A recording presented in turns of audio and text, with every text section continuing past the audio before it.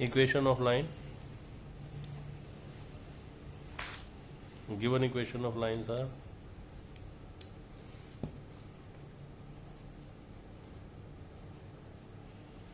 first R is equals to A1 plus lambda B1 and second R is equals to A2 plus lambda B2. Topic is angle between lines, two lines etc.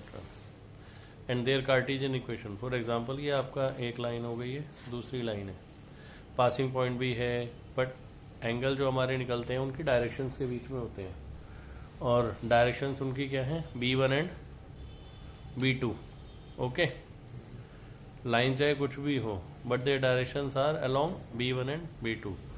उसको complete करने के बाद दोनों के बीच में कहीं ना कहीं एक एंगल बनेगा, दैट इज कॉल्ड थीटा. उस थीटा को फाइंड आउट करने के लिए cos theta is equals to, जब हमें कोई एंगल निकालना होता है तो this is B1 cap and B2 cap.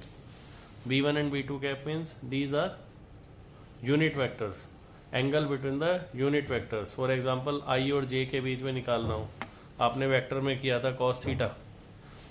cos theta कितना था, cos थीटा हमारा कितना था वहां पर, it was A dot B upon A magnitude and B magnitude. तो दैट मीन्स वो था क्या, A cap and B cap. They were the two vectors A and B. Similarly तो हम कोई नई चीज नहीं सीख रहे हैं, एंगल बिटवीन टू लाइंस कोई नया फॉर्मूला नहीं है. ओके, तो it has come from vectors. तो जो हमारे वेक्टर्स हैं B1 and B2 vector, angle अब उनके बीच में निकलने जा रहा है. B1 vector was A1 I cap, B1 J cap, C1 K cap और B2 A2 I cap, B2 J cap and C2 K cap.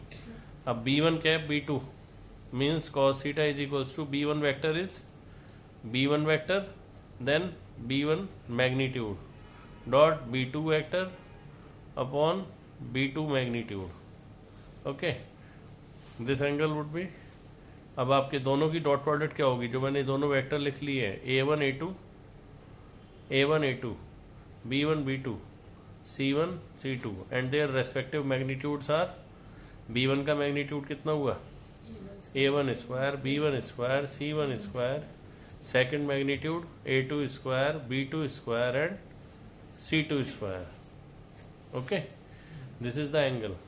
If lines are perpendicular, if L1 is perpendicular to L2, then theta is equals to 90 or pi by 2. Cos pi by 2 is 0. Cos pi by 2 0. It means A1 A2 B1 B2 and C1 C2 is 0. Now for example a line is x minus 2 y minus 1 z plus 3 upon 2 upon 5 and upon minus 3. Second line is x plus 2 upon minus 1 and y minus 4 upon 8 z minus 5 upon 4. If lines are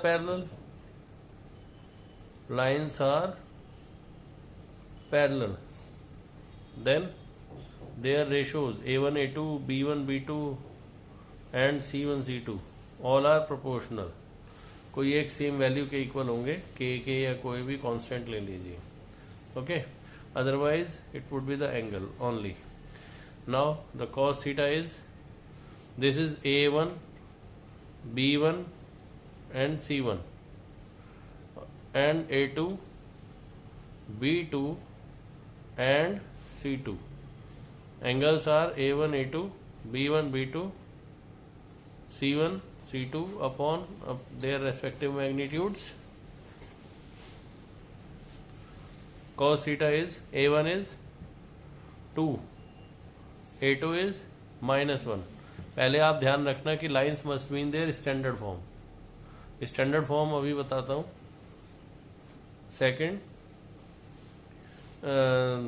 5 into 8 plus minus 3 into 4 upon 4 25 and minus 3 square 9. Second 1 square 1 64 and 16. This is minus 2 plus 40 minus 12 upon 29 plus 9 38 under root 65 plus 18 16 81. 12 and 2 14 26 upon 9 root 38.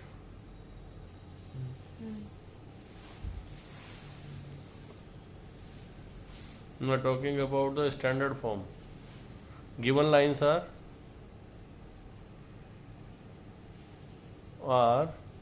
7 minus 7x upon 3p, y minus 5 upon 1, 6 minus z upon 5. Its standard form is, आपका x का coefficient 1 होना चाहिए, 7 आपने common निकाला with minus 1. Now it is x minus 1 upon 3p. Then x minus 1 should be free from any coefficient. That's why x minus 1 upon 3p upon 7. Okay. Secondly, y minus 5 upon 1 is in its pristine form. Second, minus z minus 6 upon 5, y minus 5 upon 1 and z minus 6 upon minus 5. This is the standard form of this equation of line. Secondly, 1 minus x upon 3, 7y minus 14 upon 2p and z minus 3 upon 2. Its original form is x minus 1 upon 3. 7 common divide कर देंगे y minus 2. जो y का coefficient है 1 करने के लिए ये समझो कि आपने डिवाइड किया है. अब डिवाइड किया है तो अंदर हो गया, मल्टीप्लाई बाहर रख दिया. ठीक है ना. मीन्स आपने ऐसा करने के लिए 7 से डिवाइड किया और 7 से मल्टीप्लाई किया. Okay. Upon 2p, z minus 3 upon 2. Its standard form would be minus 3 y minus 2 upon 2p upon 7 and z minus 3 upon 2. This one is mu, this one is lambda. These are two different equations. Okay. If provided lines are perpendicular to each other, then cos theta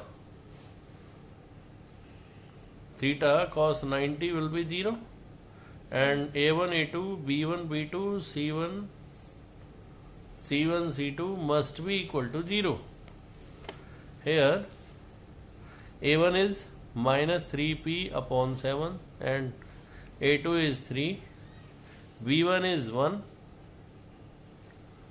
From first equation, b1 is 1 and b2 is 2p upon 7 and third minus 5 multiply 2 is equal to 0.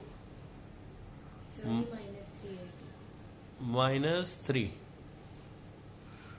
Then 9p upon 7, 2p upon 7. This is minus 10 upon 1. To make it equal, sorry, 7 9p plus 2p and 70 equal to 0. 11p minus 70 equal to 0 and 70p is equal to 70 upon 11.